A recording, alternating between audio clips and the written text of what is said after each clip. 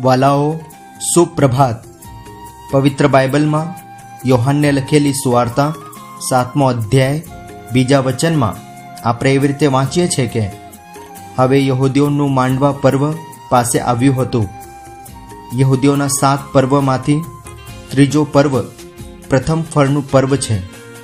આ પર્વ ઇઝરાયલીઓ ત્યારે જ ઉજવી શકે જ્યારે એ ગુલામીમાંથી મુક્ત થઈને એ વતનમાં જાય જ્યાં જવા માટે દેવે કીધું છે.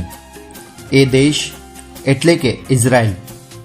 જ્યારે ઇઝરાયલીઓ ઇઝરાયલમાં આવશે ત્યારે કાપણી કરીને પ્રથમ ફળ દેવ સામે લાવશે. એ પ્રમાણે પર્વ ઉજવવાનું છે. જ્યારે દાણો ભોંયમાં પડે ત્યારે મરી જાય અને ઘણા ફળ આપે છે. એટલે કે આ મરણ અને પુનરુત્થાનને બતાવે છે. અને આ પર્વનું મહત્ત્વ પ્રભુ ઈસુ ખ્રિસ્તના વધસ્તંભથી જોડાયેલો છે. પ્રભુ ઈસુ ખ્રિસ્ત આપણને બચાવવા પોતે વધસ્તંભ પર બલિદાન આપ્યું. પ્રભુએ આપણા માટે મરણ સહન કર્યું. એમને દાટવામાં આવ્યું. દેવે પ્રભુ ઈસુ ખ્રિસ્તને ત્રીજા દાડે ઉઠાડ્યા.